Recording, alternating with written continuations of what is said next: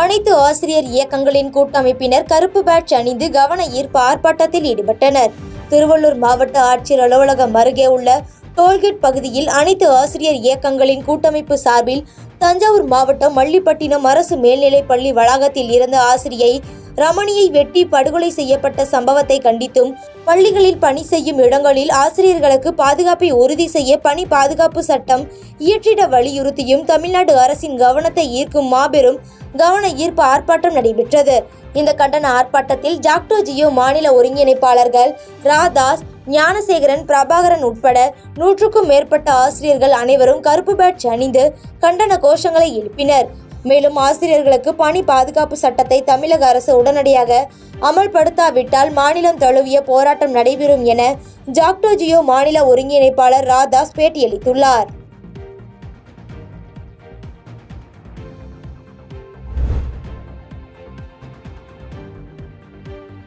அதிமுக செயல்பாடுகள் குறித்து கள ஆய்வுக்குழுவின் ஆய்வுக்கூட்டம் நடைபெற்றது. மயிலாடுதுறை அதிமுக செயல்பாடுகள் குறித்து கள ஆய்வுக்குழுவின் ஆய்வுக்கூட்டம் நடைபெற்றது. இக்கூட்டத்தில் முன்னாள் அமைச்சர்கள் திண்டுக்கல் ஸ்ரீனிவாசன், தங்கமணி, OS மணியன் ஆகியோர் பங்கேற்று கட்சியின் செயல்பாடுகள் குறித்தும் தேர்தல் பணி செய்வது குறித்தும் ஆலோசனைகளை வழங்கினர். இக்கூட்டத்தில் மாவட்டத்தில் உள்ள அனைத்து பொறுப்பாளர்கள், முன்னாள் நிர்வாகிகள் பலரும் கலந்து கொண்டனர். தொடர்ந்து அமைச்சர்களுக்கு சால்வை அணிவிக்க முன்னாள் நிர்வாகிகள் ஆய்வுக்கூட்டம் நடைபெற்று கொண்டிருந்த போது மேடைக்கு வந்ததால் உட்கட்சி பூசல் காரணமாக அவர்களை நிர்வாகிகள் மேடையில் அனுமதிக்காததால் இருதரப்பு பிரிவினரிடையே வாக்குவாதம் தள்ளுமுள்ளு ஏற்பட்டதாக கூறப்படுகிறது. இதனால் அங்கு பரபரப்பு ஏற்பட்டது.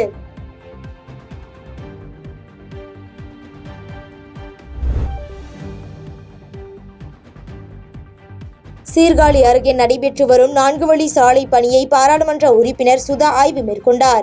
விழுப்புரம் முதல் நாகப்பட்டினம் வரை 4 வழி சாலை அமைக்கும் பணிகள் கடந்த சில ஆண்டுகளாக நடைபெற்று வருகிறது. இதன் ஒரு பகுதியாக மயிலாடுதுறை மாவட்டம் கொள்ளிடம் முதல் தரங்கம்பாடி வரை 4 வழி சாலை பணிகள் இரவு பகலாக நடைபெற்று வருகிறது. இந்நிலையில் சீர்காழி அருகே சென்பதனி இருப்பு கிராமத்தில் 4 வழி சாலையின் குறுக்கே நாங்கூர் மேலநாங்கூர் செல்லும் சாலைக்கு சுரங்கப்பாதை அமைக்க வலியுறுத்தி அப்பகுதி மக்கள் கடந்த சில மாதங்களாக போராட்டத்தில் ஈடுபட்டு வந்தனர். இது குறித்து தகவல் அறிந்த மயிலாடுதுறை பாராளுமன்ற உறுப்பினர் சுதா இன்று அப்பகுதியில் நேரில் சென்று ஆய்வு மேற்கொண்டு அப்பகுதி மக்களின் கோரிக்கைகளை குறித்து கேட்டறிந்தார். இந்த ஆய்வில் காங்கிரஸ் கட்சி நிர்வாகிகள், திமுக நிர்வாகிகள் உடன் இருந்தனர்.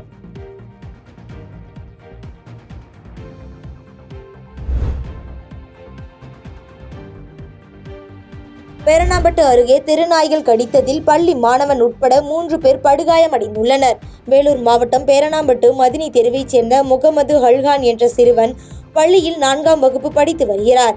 இவர் நேற்று இரவு வீட்டின் வெளியே விளையாடி கொண்டிருக்கும் பொழுது தெருநாய் இந்த மாணவனை துரத்தி சென்று கால் பகுதியில் கடித்துள்ளது. இதனைத் தொடர்ந்து மாணவனின் அலறல் சத்தம் கேட்டு அக்கம் பக்கத்தினர் நாயை துரத்திவிட்டு மாணவனை மீட்டு பேரணாம்பட்டு அரசு மருத்துவமனையில் சிகிச்சைக்காக அனுமதித்தனர். இதேபோல் பங்களாமேடு பகுதியைச் சேர்ந்த தஸ்தகீர் அகமது, சவுக் ரோடு பகுதியைச் சேர்ந்த சம்பத் ஆகியோர்களை தெருநாய் கடித்து பேரணாம்பட்டு அரசு மருத்துவமனையில் சிகிச்சை பெற்று வருகின்றனர். மேலும் இத்தகவல் அறிந்து வந்த பேரணாம்பட்டு கிராம நிர்வாக அலுவலர் மற்றும் பேரணாம்பட்டு காவல்துறையினர் நாய் கடித்து சிகிச்சை பெற்று வருபவர்களிடம் விசாரணை மேற்கொண்டு வருகின்றனர். மேலும் நாளுக்கு நாள் நாய்களின் அட்டகாசம் அதிகரிப்பதால் உடனடியாக பேரணாம்பட்டு நகராட்சி நிர்வாகம் நாய்களை பிடிக்க நடவடிக்கை எடுக்க வேண்டும் என சமூக ஆர்வலர்களும் பொதுமக்களும் கோரிக்கை விடுத்துள்ளனர்.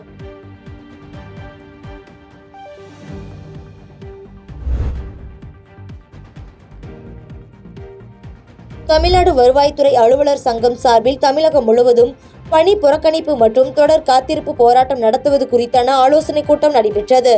இளநிலை முதல் நிலை வருவாய் ஆய்வாளர் பெயர் மாற்றம் விதித்திருந்த அரசாணையை உடனடியாக வெளியிட வேண்டும்.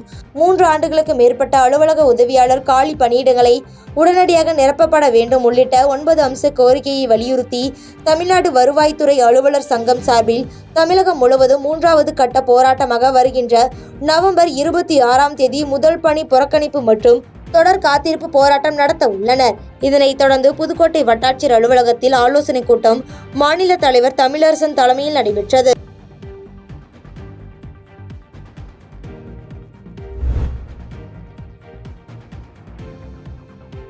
தூத்துக்குடியில் தொடர்ந்து பெய்த மழையால் தாழ்வான பகுதிகளில் தேங்கிய மழைநீரை அகற்றும் நடவடிக்கையை அமைச்சர் கீதா ஜீவன் ஆய்வு மேற்கொண்டார். தூத்துக்குடியில் கடந்த 2 தினங்களாக தொடர் கனமழை பெய்ததால் தாழ்வான பகுதிகளான தபால் தந்தி காலனி, கதிர்வேல் நகர், செல்வ காமாட்சி நகர் உள்ளிட்ட பல்வேறு பகுதிகளில் மழைநீர் தேங்கியது.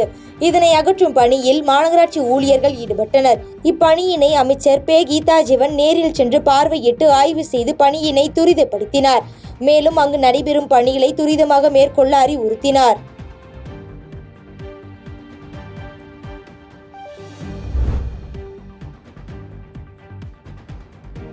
பந்தலூர் தாலுகாவிற்கு உட்பட்ட போக்கர் காலனி பகுதியில் பள்ளி செல்லும் குழந்தைகளுக்கு மஞ்சள் காமாலை நோய் உறுதி செய்யப்பட்டுள்ள நிலையில் அப்பகுதியில் சுகாதாரத்துறை மருத்துவ பரிசோதனையில் ஈடுபட்டுள்ளனர். நீலகிரி மாவட்டம் பந்தலூர் தாலுகாவிற்கு உட்பட்ட தேவாலா போக்கர் காலனி பகுதியில் சுமார் 120 குடும்பங்கள் வசித்து வருகின்றன. இப்பகுதியில் பள்ளி பயிலும் மாணவ மாணவிகள் சுமார் 12 குழந்தைகளுக்கு மஞ்சள் காமாலை நோய் உறுதி செய்யப்பட்டுள்ளது. மேலும் அப்பகுதியில் உள்ள குழந்தைகளுக்கு காய்ச்சல், வாந்தி போன்ற அறிகுறிகளுடன் இருப்பதால் அப்பகுதியில் பரபரப்பை ஏற்படுத்தியுள்ளது. இந்நிலையில் மாவட்ட சுகாதாரத்துறையினர் போக்கர் காலனி பகுதியில் வசித்து வரும் மக்களுக்கு மருத்துவ பரிசோதனை மேற்கொண்டு தீவிர கண்காணிக்கும் பணியில் ஈடுபட்டு வருகின்றனர்.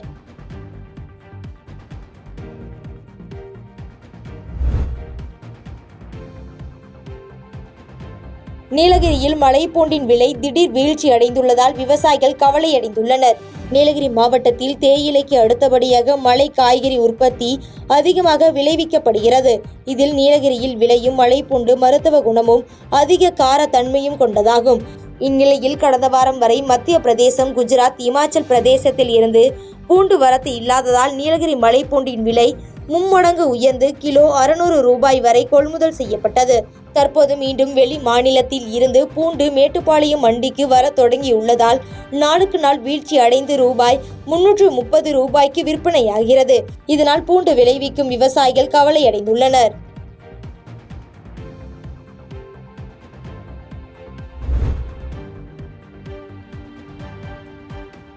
அரக்கோணம் ரயில் நிலையத்தில் இருந்து சென்னை நோக்கி சென்ற மின்சார ரயில் 2 ரயில் நிலையங்களில் நிற்காமல் சென்றதால் ஓட்டுநர் மற்றும் நடத்துனரிடம் பயணிகள் வாக்குவாதத்தில் ஈடுபட்டனர். ராணிப்பேட்டை மாவட்டம் அரக்கோணம் ரயில் நிலையத்தில் இருந்து சென்னை நோக்கி புறப்பட்ட மின்சார ரயில் தொடர்ந்து புளியமங்கலம் மற்றும் மோசூர் ஆகிய ரயில் நிலையங்களில் நிற்காமல் சென்றதால் பரபரப்பு நிலவியது.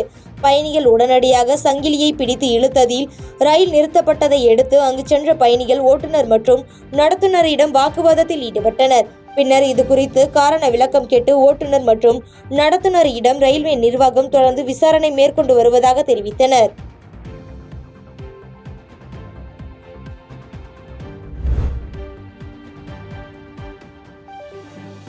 திமுகவின் தேர்தல் கால வாக்குறுதியை நிறைவேற்ற வலியுறுத்தி கடலூரில் தமிழ்நாடு ஓய்வு பெற்ற அரசு ஊழியர் சங்கம் கவன ஈர்ப்பு ஆர்ப்பாட்டத்தில் ஈடுபட்டனர். கடலூர் பழைய மாவட்ட ஆட்சியர் அலுவலகம் எதிரில் தமிழ்நாடு ஓய்வு பெற்ற அரசு ஊழியர் சங்கம் சார்பில் மாவட்ட தலைவர் ரங்கநாதன் தலைமையில் தமிழக அரசின் கவனத்தை ஈர்க்கும் வகையில் ஆர்ப்பாட்டம் நடைபெற்றது. இந்த ஆர்ப்பாட்டத்தில் 50க்கும் மேற்பட்டவர்கள் கலந்து கொண்டு ஓய்வூதிய இயக்குநரகம், அரசு தகவல் தொகுப்பு விவர மையம் மற்றும் சிறு சேமிப்பு இயக்குநரகம் ஆகியவை தமிழ்நாடு கருவூல கணக்கு துறையுடன் இணைந்து உத்தரவிடப்பட்ட அரசாணை ரத்து செய்ய வலியுறுத்தியும் பழைய ஓய்வூதிய திட்டத்தினை நடைமுறைப்படுத்த கோரியும் முழக்கமிட்டனர். பாதகம் செய்பவரை கண்டால் நாம் பயங்கொள்ளலாகாது பாப்பா, மோதி மிதித்து விடு பாப்பா, அவர் முகத்தில் உமிழ்ந்து விடு பாப்பா. அண்மை செய்திகளை உடனுக்குடன் தெரிந்து கொள்ள இணைந்திருங்கள் இயம்நாடு தொலைக்காட்சியுடன்.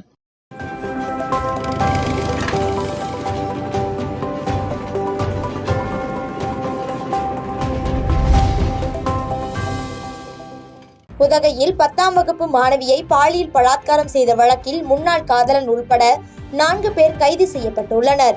நாமக்கல் மாவட்டம் ராசிபுரம் பகுதியைச் சேர்ந்த கூலி தொழிலாளி தம்பதிக்கு 15 வயதில் ஒரு மகள் உள்ளார். இதைத் தொடர்ந்து வேலை காரணமாக கடந்த 10 வருடங்களுக்கு முன்பு நாமக்கல்லில் இருந்து இடம்பெயர்ந்து நீலகிரி மாவட்டம் உதகைக்கு வந்துவிட்டனர். இவர்களின் மகள் அரசு பள்ளியில் 10ஆம் வகுப்பு படித்து வரும் நிலையில் அந்த மாணவிக்கும் மார்க்கெட்டில் டிரைவராக பணியாற்றும் தொட்டபெட்டாவைச் சேர்ந்த யுவராஜ் என்ற ஹரிஸ்க்கும் பழக்கம் ஏற்பட்டு நாளடைவில் காதலாக விரிவடைந்துள்ளது. சில நாட்களில் இவர்களிடையே பிரச்சனை ஏற்பட்டதால் அவர்கள் பிரிந்து விட்டதாக கூறப்படுகிறது.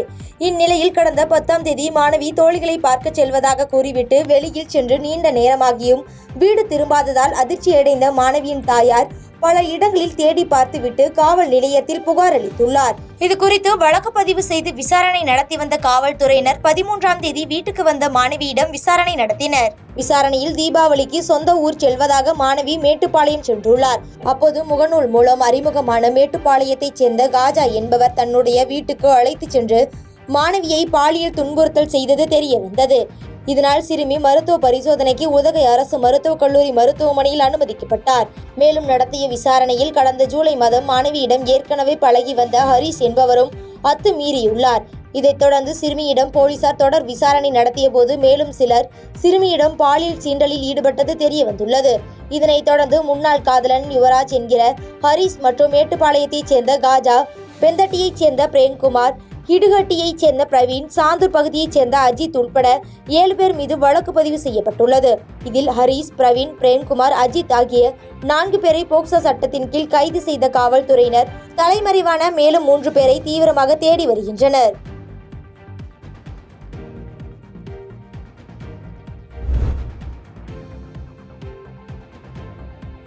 சென்னை புது வண்ணாரப்பேட்டை பகுதியைச் சேர்ந்த காசிமா என்ற மாணவி 6வது உலகக்கோப்பை கேரம் சாம்பியன்ஷிப் தொடரில் தங்கம் வென்று சாதனை புரிந்துள்ளார்.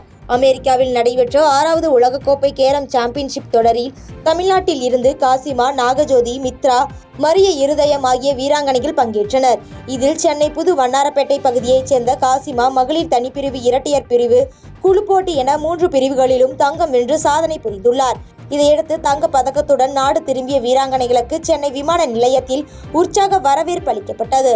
இதையடுத்து செய்தியாளரை சந்தித்து பேசிய வீராங்கனை காசிமா, கேரம் ஒரு நல்ல விளையாட்டு, இதில் அதிகப்படியானோர் பங்கேற்க வேண்டும் எனவும் இதில் நல்ல வாய்ப்புகள் காத்திருப்பதாகவும் கூறினார். இதையடுத்து தமிழ்நாடு கேரம் அசோசியேஷன் தலைவர் நாசர்கான் கூறுகையில், தங்கம் வென்ற வீராங்கனைகள் அமெரிக்கா செல்வதற்கு உதவி செய்த தமிழ்நாடு துணை முதலமைச்சர் உதயநிதி ஸ்டாலினுக்கு நன்றிகளை தெரிவித்துக் கொண்டார். எல்லா புகழும் இறைவனுக்கு. அடுத்தது எங்களுக்கு இந்த இடத்துக்கு அனுப்பி வைத்த முதலமைச்சருக்கும் ஸ்போர்ட்ஸ் மினிஸ்டர் உதயநிதி சார் அவர்களுக்கும் ரொம்ப நன்றி சொல்லிக்கிறேன். ஏன்னா அவர் எங்களுக்கு கொடுத்ததாலதான் இந்த வேர்ல்ட் சாம்பியனே விளையாட முடிஞ்சது. அவர் கொடுக்கலன்னா இந்த வேர்ல்ட் கப் விளையாடுறதே கஷ்டமா இருந்திருக்கும். என் கனவாவே போயிருக்கும். ரொம்ப தேங்க்ஸ் சொல்லிக்கிறேன். அடுத்தது தமிழ்நாடு அசோசியேஷனுக்கு ரொம்ப நன்றி சொல்லிக்கிறேன். அடுத்தது எனக்கு சப்போர்ட் பண்ண எங்க அப்பாவுக்கு ரொம்ப நன்றி சொல்லிக்கிறேன். அவர் தான் எனக்கு எல்லாமே சப்போர்ட் பண்ணாரு. என் ஃபேமிலிக்கும் ரொம்ப தேங்க்ஸ் சொல்லிக்கிறேன். சிஎன்சிசி ஃபேமிலிக்கும் ரொம்ப தேங்க்ஸ் சொல்லிக்கிறேன். தேங்க்யூ. ஒரு டோர்னமெண்ட் விளையாடும் போதும் கஷ்டமா தான் இருந்தது. நம்ம இந்தியாவுக்காகவும் விளையாடணும், தமிழ்நாட்டுக்கும் விளையாடணும், நம்ம சென்னைக்கும் விளையாடணுன்றதுக்காக கஷ்டப்பட்டு என்னோட பிராக்டிஸை கொடுத்தேன். வெற்றி எனக்காக இருந்தது, எனக்கு கிடைச்சிச்சு.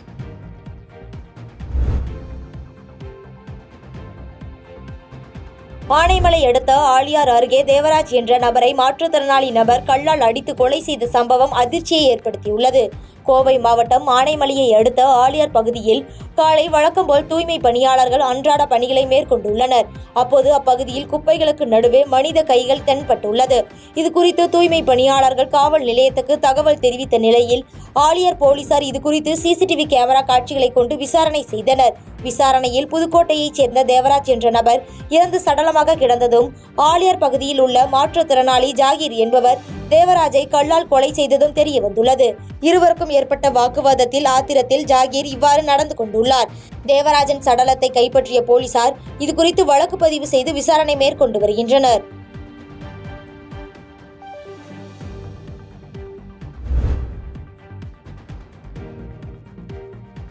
மீஞ்சூர் அருகே இருசக்கர வாகனம் மீது அடையாளம் தெரியாத லாரி மோதிய விபத்தில் ஓட்டுநர் உயிரிழந்த நிகழ்வு சோகத்தை ஏற்படுத்தியுள்ளது. திருவள்ளூர் மாவட்டம் மீஞ்சூர் அடுத்த வள்ளூர் கிராமத்தைச் சேர்ந்த பிரபு என்பவர் காமராஜர் துறைமுகத்தில் ஓட்டுநராக பணியாற்றி வந்துள்ளார். காமராஜர் துறைமுகத்தில் வழக்கம் போல வேலையை முடித்துவிட்டு இருசக்கர வாகனத்தில் வீட்டுக்கு சென்றுள்ளார்.